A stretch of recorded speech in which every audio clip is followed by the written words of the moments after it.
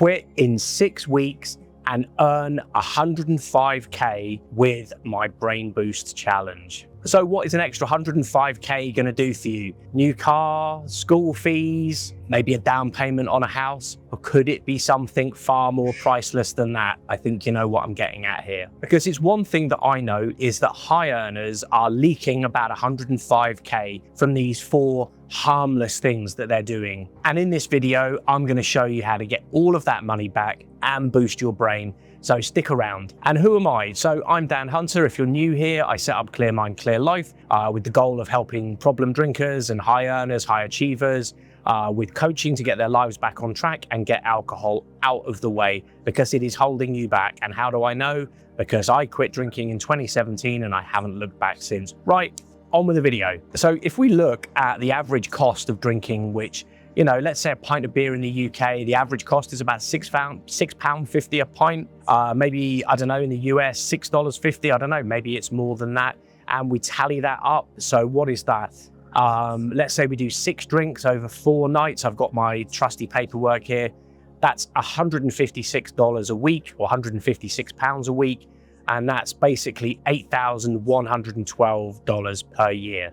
Just in that. So there's a hidden cost in all of this. So there was a survey of 3,400 workers and they were tracked throughout the day and what they were doing. And it came out that they were 39% less effective when they were hungover. So if we assume that these people are, say, on $250,000 a year or £250,000 a year, then that's going to be £97,500 a year in kind of just lost productivity. You add that up and that's 105,000 over the year. But that aside, there's also the opportunity cost, the hidden costs of all of this, which is deals lost, you're not quite as sharp as you thought you were, you miss an opportunity, you're late, you go home early, you get drunk, you screw a deal.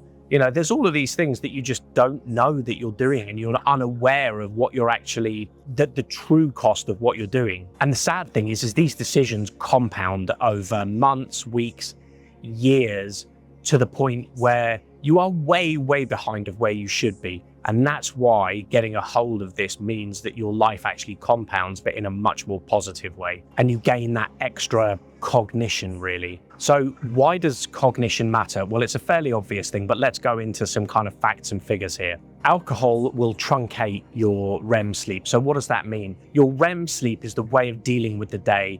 And it's like a computer sort of downloading and saving things to your hard drive. So when you're disrupting that with alcohol, you're not able to retain information and you're causing yourself a world of pain because I've likened it to Groundhog Day before, where you're just living the same day over and over again and you can't stack anything on top of each other.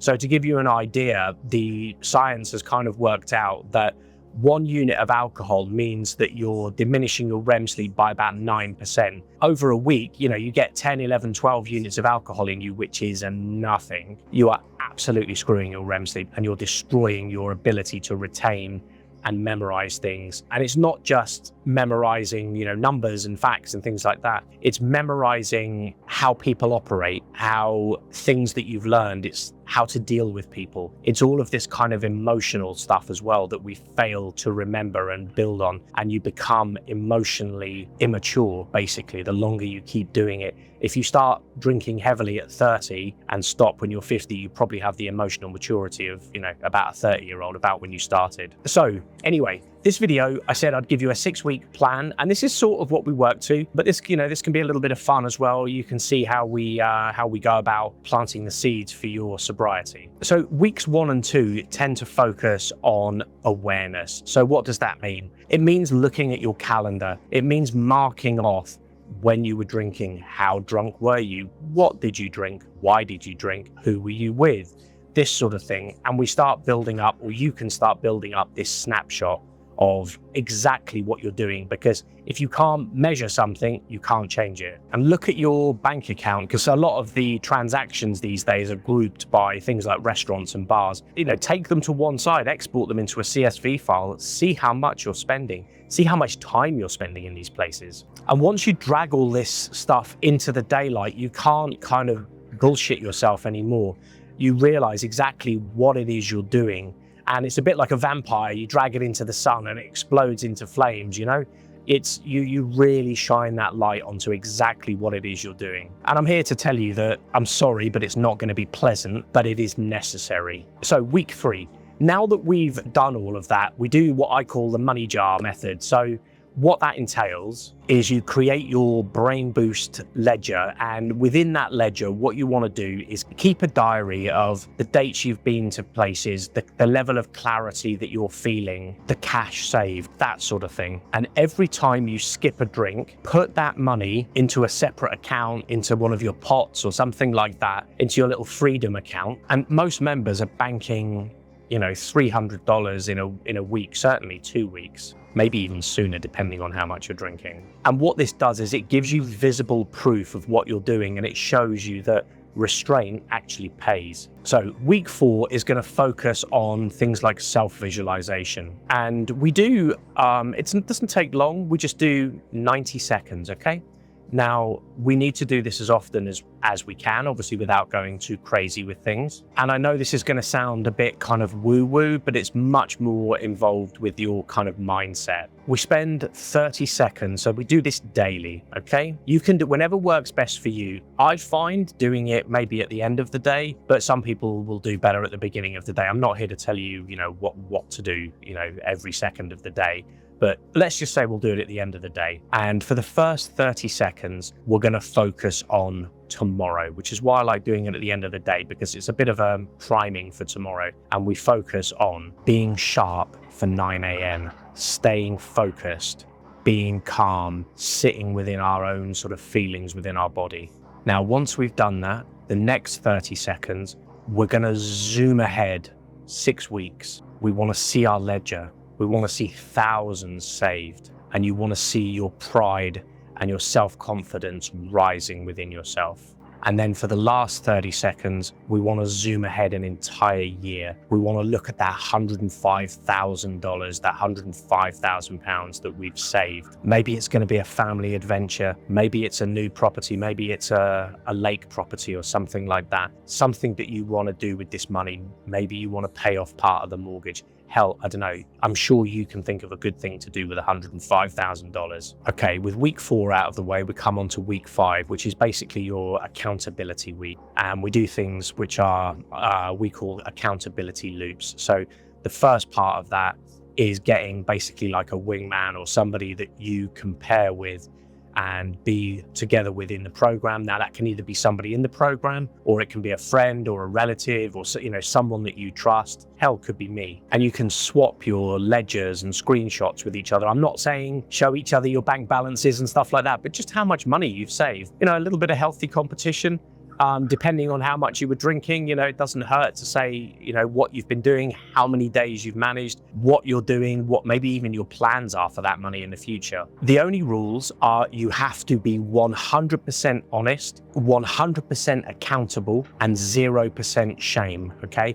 We are here to help each other, not to fuck each other up, okay? And week 6 is your kind of celebrate and lock in week.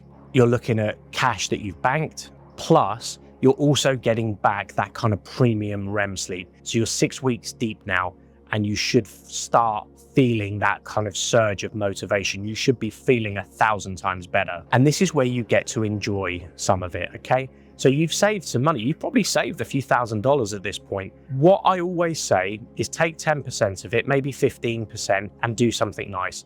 Maybe do something for you and your family, you and your wife or whoever, significant other, you and a friend. Hell, even just do it for yourself.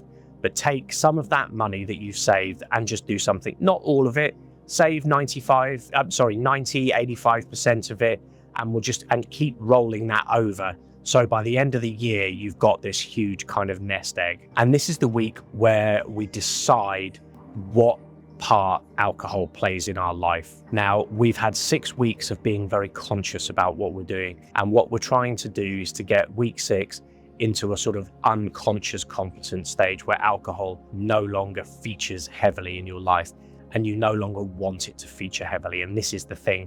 We want to build positive habits and positive reinforcement around not drinking, so that when it goes to week 7 you're not thinking, oh, what do I do now? It's like going back to drinking is crazy. And the way I've laid it out, it all sounds very simple, doesn't it? But there's going to be some pitfalls along the way. There's going to be things that are going to trip you up, and it's not going to be easy. As I always say, it's simple, but it's not easy. So what are some of the pitfalls that you might encounter along the way? There's going to be things like maybe work events or client events. Have an idea of what you're going to do before you get there. Hell, even pre-order a drink if you can. I find sparkling water really helps me because you can stick some ice in it, you can stick a lemon, stick a lime in, and it looks like maybe you've got an alcoholic drink. Hell, it even feels like it, but you're just sipping away and it's nice. Something about the bubbles really works for me. Also, don't let people in social situations sabotage you. You don't need to be justifying yourself to people. If someone's like, oh, why are you not drinking? Just say, oh yeah, no, I'm on a challenge at the moment,